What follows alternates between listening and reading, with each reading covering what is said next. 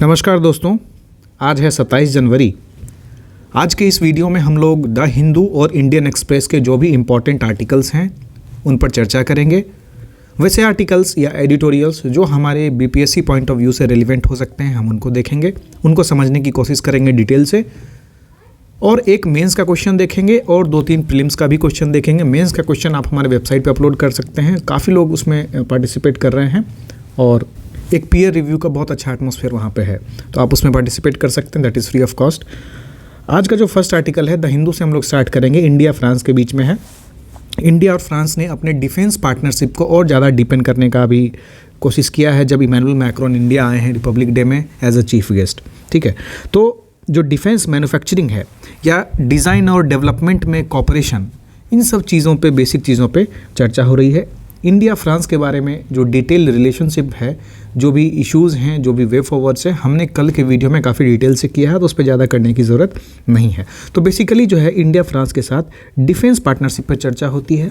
उसके बाद जो भी सप्लाई वो चीज़ कर रहे हैं आज, है ना, तो उसके डिज़ाइन और डेवलपमेंट पे कॉपरेशन या पार्टनरशिप की भी चर्चा होती है। तो इससे हमारा मेक इन इंडिया जो प्रोग्राम है वो बूस्ट होता है, तो आप उसको इससे भी रिलेट कर सकते हैं। इसी कड़ी में आगे बढ़ते हैं। कल 75वां गणतंत्र दिवस समारोह था। जो रिपब्लिक डे परेड हुआ उसमें महिलाओं का बहुत सारा कंटिंजेंट देखा गया उसमें। तो ये ज़रूरी है हमको समझना कि भारत सरकार महिलाओं के एम्पावरमेंट के लिए क्या क्या प्रोग्राम्स ला रही हैं। ठीक है, तो हम कुछ स्कीम्स देखते हैं वीमेन एम्पावरमेंट के। अब देखेंगे काफ़ी कंटिंजेंट्स थे जिसमें सिर्फ महिलाएं थीं। तो जो कुछ इंपॉर्टेंट स्कीम्स हैं वीमेन एम्पावरमेंट के, one stop centre and universalization of women helpline, स्वदेश गृह scheme, Ujjwala scheme, working women hostel, Beti Bachao Beti Padhao, महिला शक्ति केंद्र, प्रधानमंत्री मातृवंदन योजना और मिशन शक्ति को उन्होंने लॉन्च किया है, जो कि क्या है, एक अम्ब्रेला स्कीम है कि उससे विमेन का इंटीग्रेटेड एम्पावरमेंट प्रोग्राम चलाया जा सके जिसमें सेफ्टी, सिक्योरिटी और वीमेन की एम्पावरमेंट शामिल है। ठीक है, अब यहीं से एक आपके लिए प्रीलिम्स का क्वेश्चन बनता है कि रिसेंटली वीमेन एम्पावरमेंट के लिए भारत सरकार ने एक बिल लाया था।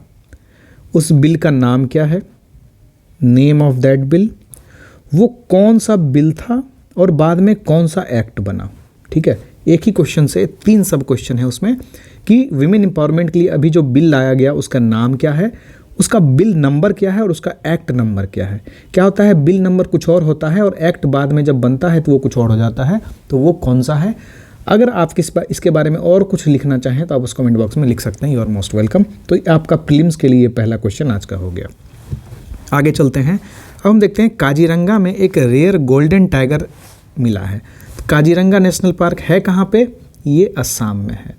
आप इसकी लोकेशन को ज़रूर देखेंगे, इसके आसपास कौन सी रिवर है उसको मैप करेंगे, उसके साथ साथ कौन से अगर प्लेट्यूज़ या माउंटेन रेंजेस कुछ इसके आसपास हैं तो आप उनको भी इसमें मार्क करेंगे। कोई इंपॉर्टेंट सिटी है इसके आसपास तो वो उसको मार्क करेंगे। This is very very important. ठीक है, अब एक और इंपॉर्टेंट चीज़ है कि देखिए नेशनल टूरिज्म डे कब सेलिब्रेट होता है, ये 25 जनवरी को सेलिब्रेट होता है। इसके साथ साथ 25 जनवरी को एक और डे सेलिब्रेट होता है, वो है नेशनल वोटर्स डे।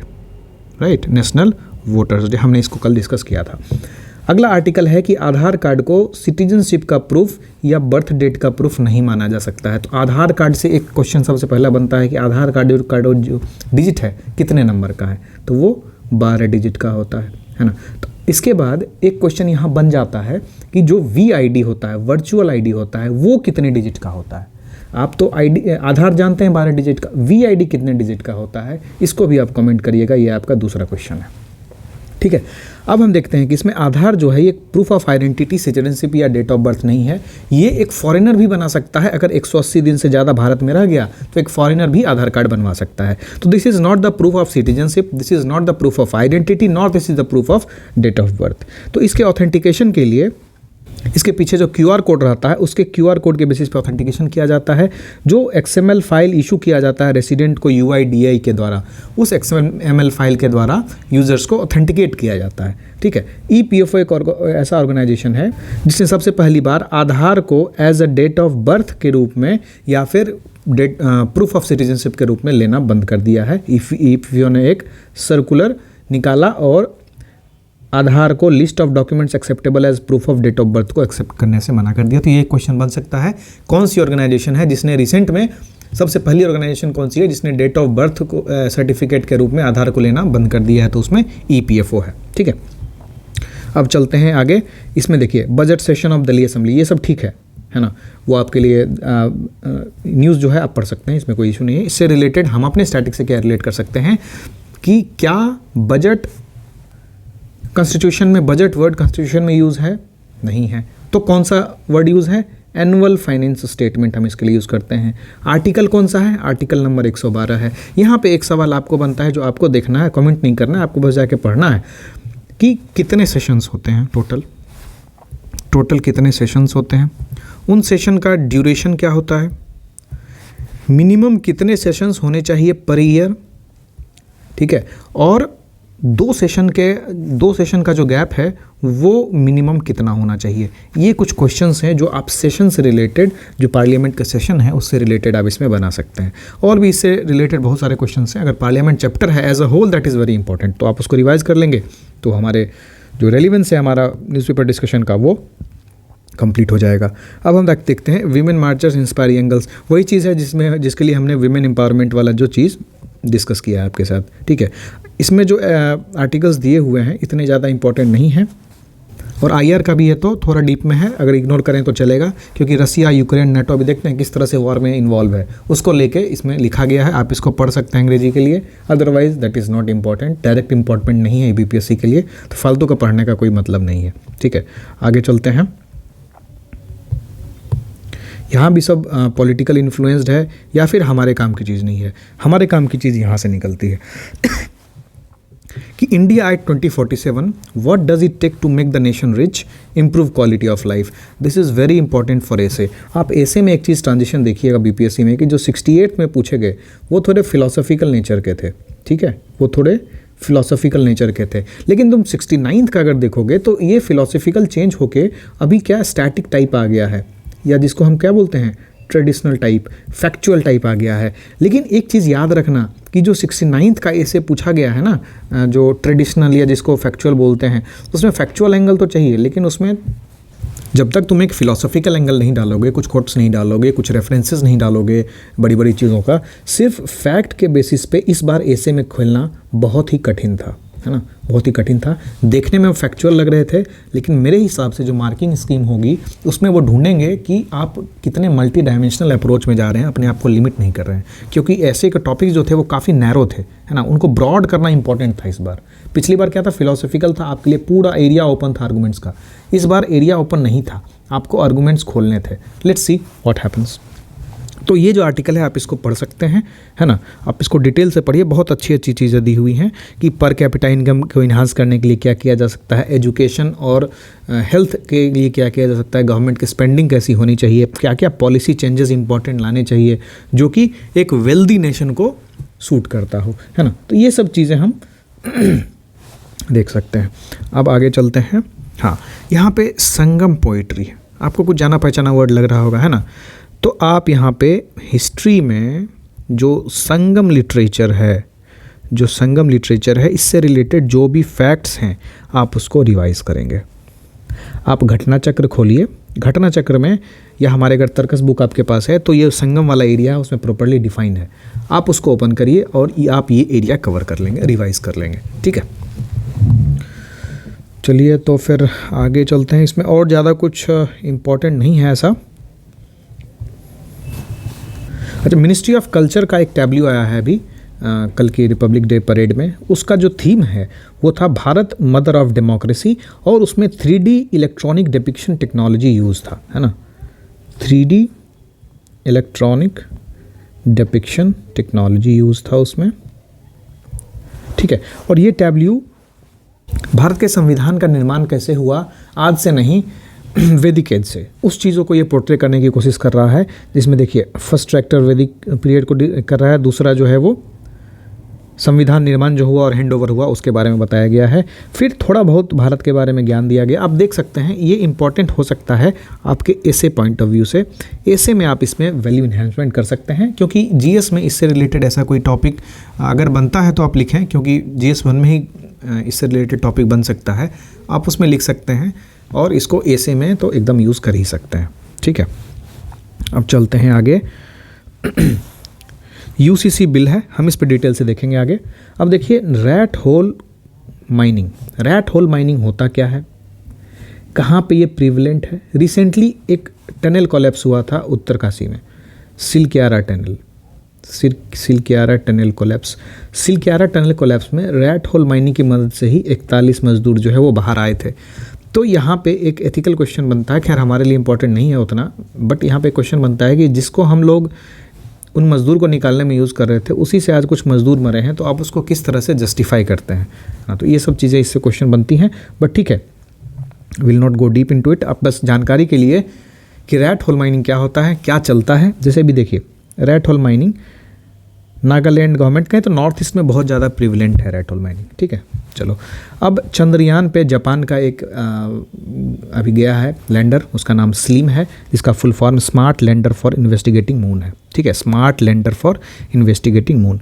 वो जब लैंड कर रहा था उसमें शायद कुछ डैमेज हुआ, एक इंजन बंद हुआ था, तो ये सब जानने की चीज़ है। आपको ऐसे पूछेगा कि जाक्सा का रिसेंट जो है वो स्लिम, ऐसे है ना, निसार देगा और 3-4 मिशन दे देगा, यहाँ पे फिर जाक्सा देगा, इसरो देगा और नासा देगा, तो आपको मैच करना होगा। तो जाक्सा आप स्लिम से करेंगे, दिस इज़ वेरी इंपॉर्टेंट, ये बहुत ही इंपॉर्टेंट थीम है बीपीएससी का, और प्रीलिम्स में इससे हमेशा एक क्वेश्चन रहता है ना। लास्ट टाइम टेस्ला रोबोट के बारे में 68th में भी और 69th में भी मैंने कितनी बार अपने करंट अफेयर्स के वीडियो में या जो भी वीडियोज़ उसमें बताए थे, एनालिसिस वीडियो हो उसमें, तो वही एग्जैक्टली क्वेश्चन आ गया। तो अब इसको एकदम याद रखिए, जहाँ भी जाक्सा का नाम आए आप वहाँ पे स्लिम लिख लेंगे, है ना। और स्लिम का फुल फॉर्म भी पूछ सकते हैं, तो smart lander for investigating moon, है ना। किस तरह से ये डिफरेंट है, कैसा है ये सॉरी इंस्ट्रूमेंट कैसा है, इसका काम क्या होगा, इन सब बारे में भी आप डिटेल से पढ़ सकते हैं, है ना। थोड़ा गूगल करना पड़ेगा, इसमें सारा चीज़ दिया हुआ नहीं है। ठीक है, अब हम चलते हैं इंडियन एक्सप्रेस की तरफ। इंडियन एक्सप्रेस में भी वैसे ही आज जो नीतीश सरकार का जो कुछ सिचुएशन चल रहा है गवर्नमेंट का, उससे रिलेटेड न्यूज़ प्रायोरिटी में है, हमारे काम की नहीं है। इसमें देखिए women personnel of the BSF camel contingent at Republic Day parade, है ना। इस पर वीमेन एम्पावरमेंट के लिए काफ़ी कुछ कहा जा रहा है, इसलिए हमको भी ज़रूरी है कि वीमेन एम्पावरमेंट के लिए क्या क्या किया जा रहा है। आपने इसके डिटेल से स्कीम्स पढ़ लिए जब हिंदू डिस्कस कर रहे थे हम लोग। उसके बाद आप जो है कमेंट करेंगे कि अभी कौन सा एक रिसेंट बिल आया है जो वीमेन एम्पावरमेंट से रिलेटेड है, उस बिल का नंबर क्या है, वो जब एक्ट बनेगा तो एक्ट का क्या नंबर है, और आपकी इच्छा हो तो लिख सकते हैं कि ये इसका ऑब्जेक्टिव क्या है। चलो, अब इंडिया और फ्रांस के बीच में जो रोड मैप हुआ है, किसके लिए, डिफेंस प्रोडक्शन के लिए, है ना। डिफेंस प्रोडक्शन का जो रोड मैप बन रहा है, अभी जब इमैनुअल मैक्रोन साहब का विजिट हुआ है इंडिया रिपब्लिक डे परेड में, तो काफ़ी सारी चीज़ें निकल के आ रही हैं। तो डिफेंस और security one of the pillars है दोनों स्टेट के कॉपरेशन में। हमने कल ही देखा था कि कौन कौन से विमान हैं जो फ्रांस ने इंडिया को दिया है, और इंडिया भी उनसे काफ़ी कुछ कॉपरेशन करना चाहती है। चलिए, अब यूनिफॉर्म सिविल कोड के बारे में देखेंगे कि इससे एक सवाल ये बनता है, देखेंगे कि उत्तराखंड असेंबली जो है एक स्पेशल सेशन करने जा रही है 5 फरवरी को यूनिफॉर्म सिविल कोड को पास करने के लिए। तो ऐसी क्या जल्दी थी कि वो यूनिफॉर्म सिविल कोड पास करना चाहते हैं, तो ये सब इंपॉर्टेंट है हमारे पॉइंट ऑफ व्यू से। ठीक है, तो ये क्या हमारे संविधान में मेंशन्ड है, आप कहेंगे यस, आर्टिकल 44 में। आर्टिकल 44 किसका पार्ट है, directive principles of state policy का पार्ट है, जो कि पार्ट 4 में है, और आर्टिकल 36 से 51 के बीच में जितने आर्टिकल हैं वो डीपीएसपी के अंतर्गत आते हैं। अब आप बोलेंगे 4A क्या है, ये तो आपको बताना चाहिए ना। तो अगर आपको एक क्वेश्चन घुमा के पूछे कि स्वर्ण Singh committee recommended for fundamental right, fundamental duty, DPSP या फिर नन ऑफ दिस, तो आप इसमें क्या मारेंगे। क्वेश्चन है कि स्वर्ण सिंह कमेटी जो है ने रिकमेंड किया था किसके लिए, फंडामेंटल राइट के लिए, ड्यूटी के लिए, डीपीएसपी के लिए, नन ऑफ दिस, है ना। तो ये क्वेश्चन आप देखिएगा, मन हो तो कमेंट करिएगा, क्योंकि बोलने पे तो आप करते नहीं हैं, बाकी आपकी इच्छा। यहाँ से एक मेंस क्वेश्चन भी हम लोग आज करेंगे। What is uniform civil code, discuss the implications of its implementation, discuss it with reference to basic structure of the constitution. Uniform civil code और बेसिक स्ट्रक्चर को लेके एक सवाल बनाया गया है, आप इसको ज़रूर अटेम्प्ट करिएगा हमारी वेबसाइट पे। जैसे आप वेबसाइट पे जाएंगे आपको आंसर राइटिंग दिखेगा, उस पर क्लिक करेंगे, आज का डेट दिखेगा, उस पर क्लिक करेंगे तो आंसर अपलोड का ऑप्शन आपके आएगा। आप और भी जो आंसर अपलोडेड है उनको पढ़ सकते हैं और अपने आंसर अपलोड कर सकते हैं। इवनिंग तक बहुत सारे आंसर उसमें अपलोड हो जाते हैं। चलिए, तो जो यूसीसी आने वाला है उसमें कहा जा रहा है कि वीमेन का मैरिजेबल एज जो है वो 21 साल नहीं करेंगे, 18 ही रखेंगे, बाकी सारी चीज़ों में चेंजेस करेंगे। तो यूसीसी क्या है, इसको क्यों लाना चाहिए, क्या ये ज़रूरी है कि भारत अभी यूसीसी को अडेप्ट करे? क्योंकि जब संविधान लाया गया था तभी अगर डीपीएसपी में मेंशन किया गया था, इसका मतलब है कि हमारे संविधान निर्माता चाहते थे कि भारत में यूनिफॉर्म सिविल कोड आए। तो क्या अभी भारत में यूनिफॉर्म सिविल कोड किसी राज्य में है तो किस राज्य में है? गोवा में है। उसके लाने से अभी ये जो हमारे सिस्टम्स हैं, मैरिज एक्ट्स हैं, इनहेरिटेंस के एक्ट्स हैं, स्पेशल मैरिज एक्ट हैं, उस पर क्या प्रभाव पड़ेगा? क्या मैरिज रजिस्ट्रेशन मैंडेटरी हो जाएगा या जो भी प्रभाव पड़ेगा वो सब हमको जानने की ज़रूरत है। और जब एक बार बिल पास हो जाता है तो और ज़्यादा डिटेल में एडिटोरियल्स आएगा, तो अभी इसको डिस्कस करने का कोई ज़्यादा लॉजिक था नहीं, इसलिए हम बढ़ते हैं आगे। एएसआई का ज्ञानवापी पे कुछ रिकमेंडेशन आया है हाई कोर्ट में, वो हमने देखा था एएसआई क्या है और बाकी सारी चीज़ें भी देखी थी। इसके अलावे और इम्पॉर्टेंट, हाँ यहाँ पे देखिए एक इम्पॉर्टेंट था पर्पल रिवोल्यूशन। पर्पल रिवोल्यूशन किस चीज़ से रिलेटेड है? तो पर्पल रिवोल्यूशन जो है वो लेवेंडर कल्टीवेशन से रिलेटेड है जम्मू एंड कश्मीर में, ठीक है। Purple revolution is related to lavender cultivation that is very prevalent in Jammu and Kashmir. ये एक फैक्ट हो सकता है या मैच ऑफ द फॉलोइंग दे सकता है, green revolution, white revolution, purple revolution. तो इसमें आप किससे करेंगे? लेवेंडर से करेंगे। अब बिहार पॉलिटिक्स को लेके कुछ चल रहा है 1-2 दिन से, काफ़ी दिन से न्यूज़ में रहा था। हमारी मीडिया तो अभी यही सब करती ही है, एक्चुअली इशूज़ तो दिखाएगी नहीं। तो उस सब करने के बीच में कल जो है उसका एक लगा कि अब हो ही जाएगा जो होना है। तो अभी इसमें रिटन फॉर्म में बहुत अच्छे से चीज़ों को सिनॉप्सिस करके दिया हुआ है। I will not discuss it at all, आपको देखना है क्योंकि आपके एकेडमिक पॉइंट ऑफ व्यू से देखें तो आपके लिए डायरेक्ट इंपॉर्टेंस नहीं रखता है ये, लेकिन आपका एक थीम है caste and politics, regional politics और बिहार में जो पॉलिटिकल चेंजेस होते हैं उसको लेके। तो ये जो रीअलाइनमेंट हो रहा है बिहार में पॉलिटिकल पार्टीज़ का, उसका वजह क्या है? क्या अभी जो इंक्रीजिंग सेंट्रल इन्फ्लुएंस है स्टेट पे, क्या वो भारी पड़ रहा है रीजनल पार्टीज़ के एग्जिस्टेंस पे? क्या रीजनल पार्टीज़ का एग्जिस्टेंस क्राइसिस में है सेंट्रल गवर्नमेंट की ओवर पावरिंग के बाद? ठीक है, तो क्या ऐसी नेशनल पार्टीज़ हैं जो सेंटर में हैं बहुत ज़्यादा हैं या बाकी सारी स्टेट्स में भी हैं, वो हर जगह अपना प्रेजेंस चाहती हैं अपने हिसाब से? तो इस तरह की चीज़ें यहाँ से निकल के आती हैं जो आपको समझने लायक है इसमें, ठीक है। अब इससे आगे चलते हैं, ये हमारे काम का नहीं है, थोड़ा इसमें देखते हैं।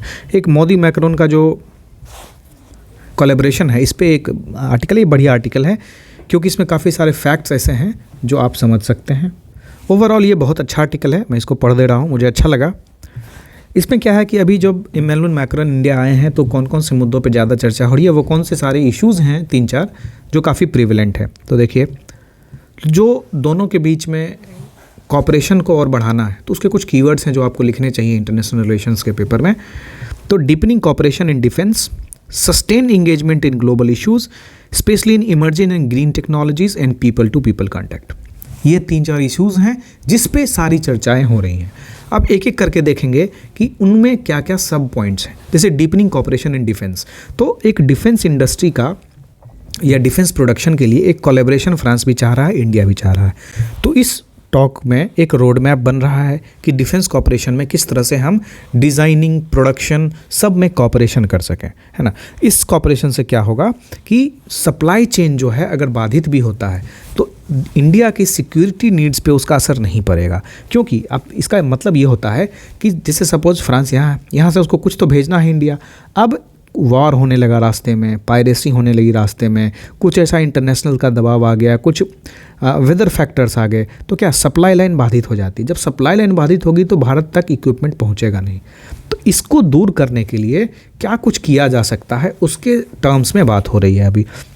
दूसरी चीज़ जो है इमर्जिंग और ग्रीन टेक्नोलॉजी में दोनों का कॉपरेशन, तो इसमें फ्रांस के साथ already India international solar alliance में क्लाइमेट पैक्ट कर चुका है 2015 के टाइम पे, ठीक है। उसके साथ साथ और बाकी जो नेशंस हैं वो भी उसमें काफ़ी इंटरेस्ट ले रहे हैं। तो सोलर एनर्जी हमने कल ही डिस्कस किया था किस तरह से काफ़ी एक्सपेंडिंग इंडस्ट्री है, और इन दोनों ने ग्रीन हाइड्रोजन पे भी अपनी सहमति जताई है। तो अगर इमर्जिंग एंड ग्रीन टेक्नोलॉजी की बात करें तो सोलर एनर्जी जिसमें इंटरनेशनल सोलर अलायंस हो गया, दूसरा ग्रीन हाइड्रोजन मिशन हो गया जिसपे इन दोनों ने अपने पार्टिसिपेशन की बात कही है।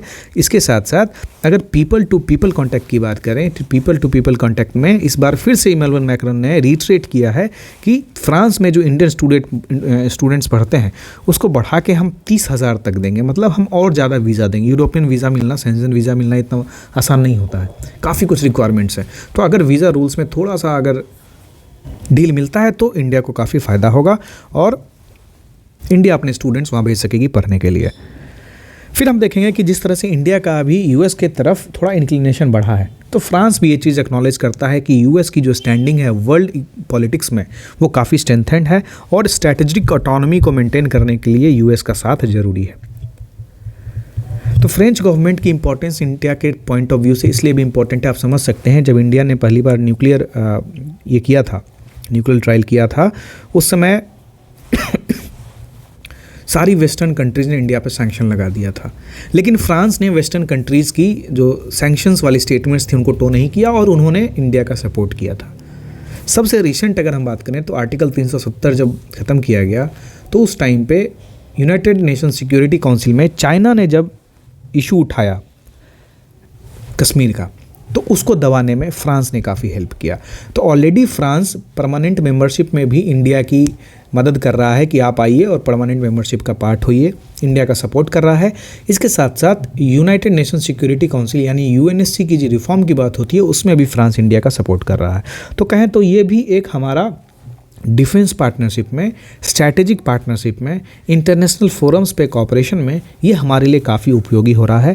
तो ये ज़रूरी है कि इनके साथ हम अपना तालमेल बहुत बढ़िया बना के रखें, क्योंकि जिस तरह से आप देख रहे हैं जियो पॉलिटिक्स सिनारियो चेंज हो रहा है, तो ये इंपॉर्टेंट है कि जियो पॉलिटिकली, जियो स्ट्रैटेजिकली, जैसे रियूनियन आइलैंड हमको दे के रखा है, तो उस तरह से हमको फ्रांस काफ़ी हेल्प करता है। तो ये ज़रूरी है कि हम दोनों उसके साथ अच्छे से पेश आएँ सारे एस्पेक्ट्स में, be it economical, be it defence partnership, be it people to people contact, anything. चलिए, अभी रेड सी वाला मसला है, इतना इम्पोर्टेंट नहीं है, अब चलते हैं आगे। यहाँ पे राइटर ने अभी जो बजट आने वाला है उसमें सरकार को क्या फोकस करना चाहिए उसके बारे में थोड़ी चर्चा की है। इस आर्टिकल का उद्देश्य ये है कि आपको समझना होगा कि जैसे बजट फ्रेमिंग हो रही है तो उसका फोकस एरिया डिसाइड होता है। तो फोकस एरिया जो है वो कंट्री का फोकस एरिया होता है, अभी का जो करंट इकोनॉमिक सिनारियो है उससे रिलेट करके वो डिसाइड होता है कि कौन कौन से एरियाज़ पे अभी फोकस होना चाहिए।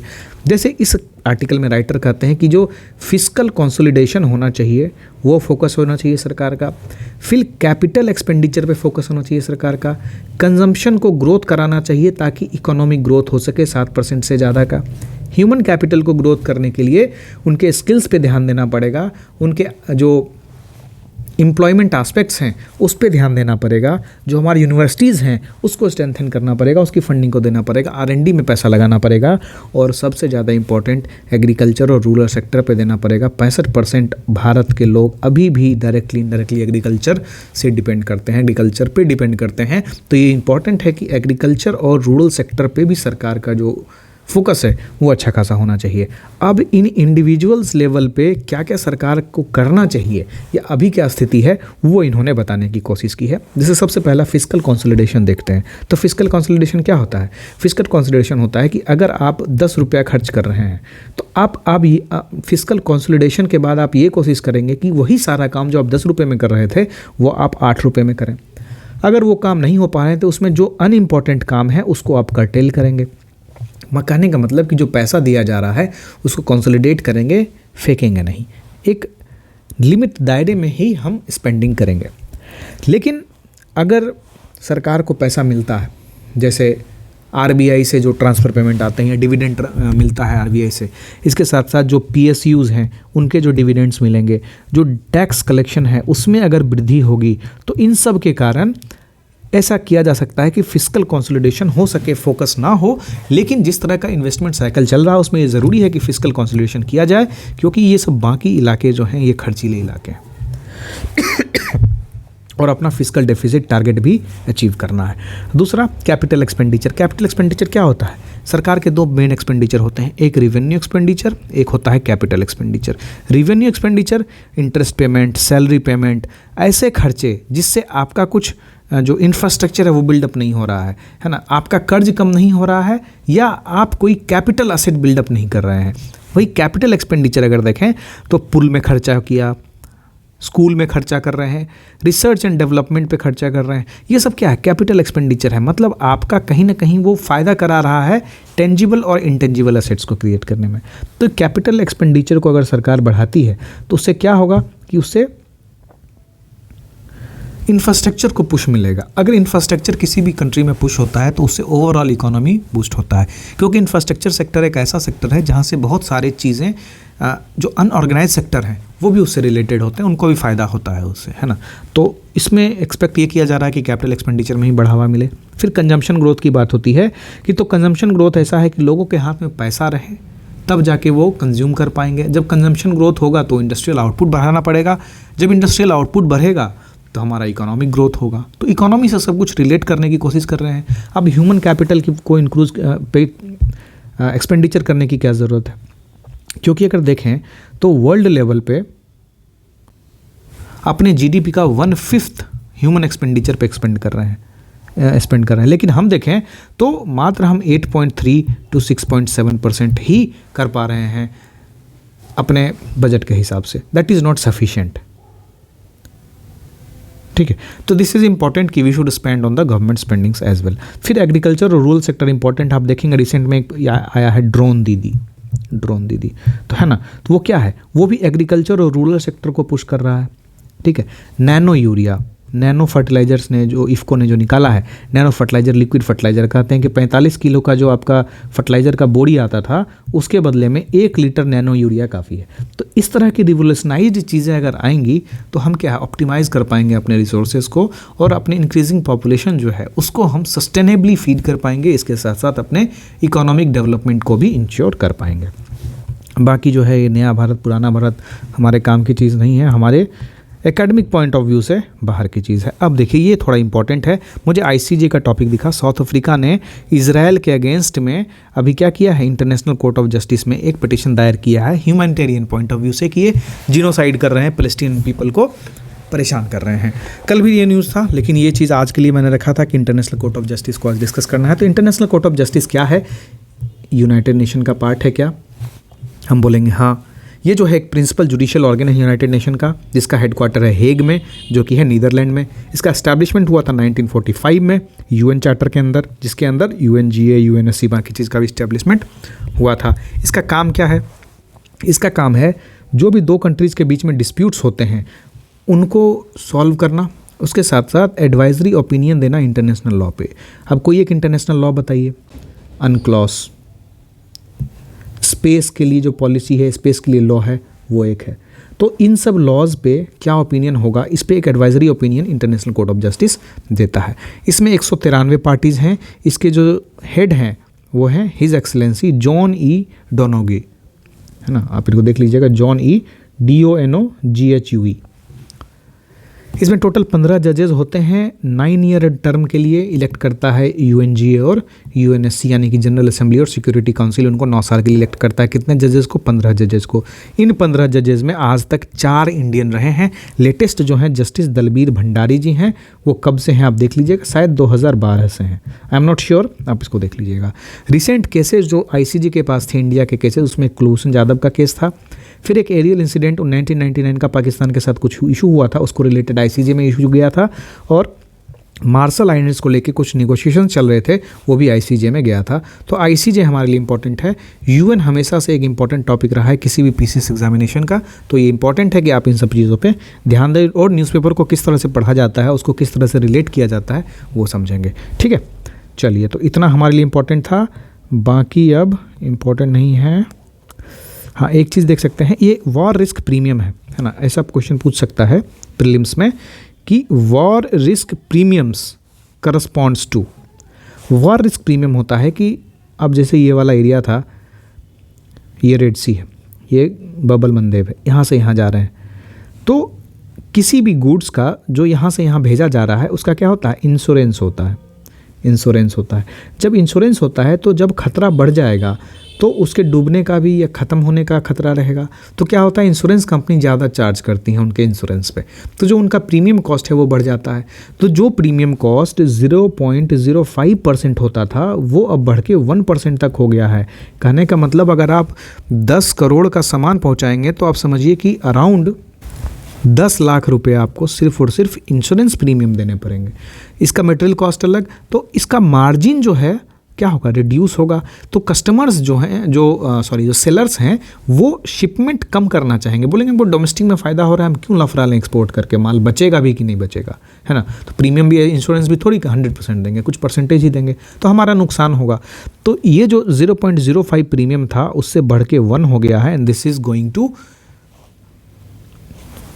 इंक्रीज कॉस्ट ऑफ शिपिंग, और अल्टीमेटली जो इन्फ्लेशन है उसको बढ़ाने का काम करेगा इंटरनेशनल लेवल पे, है ना। अब हम आते हैं यहाँ पे, यूरोपियन यूनियन जो है हमेशा रेगुलेशन का काम करता है। अब देखेंगे कोई भी अच्छा रेगुलेशन है वो यूरोपियन यूनियन की तरफ से आता है। तो अभी आर्टिफिशियल इंटेलिजेंस के फील्ड में अभी देखिएगा एक रेगुलेशन आया था यूरोपियन यूनियन का, तो एक ड्राफ्ट आया था, तो जो वो ग्लोबल रेगुलेटर की बदले अब क्या हो रहा है कि इनोवेशन एडवोकेसी में जा रहा है। क्या रीज़न है इसका? इसका रीज़न समझिए कि जैसे जैसे अभी एआई टेक्नोलॉजी में बूस्टिंग हो रही है, देखिएगा चाइना अभी बुरी तरह से एआई में डूब गया है। इसका डर अभी यूएस को भी सता रहा है, इसका डर अभी यूरोपियन यूनियन को भी सता रहा है। डर क्या है इसमें कि एआई ऐसा चीज़ है जिसको एक आप बाउंड्री के अंदर रखेंगे तभी जाके वो क्या होगा, नुकसानदायक नहीं होगा। लेकिन ये बाउंड्री चाइना में नहीं रहती है।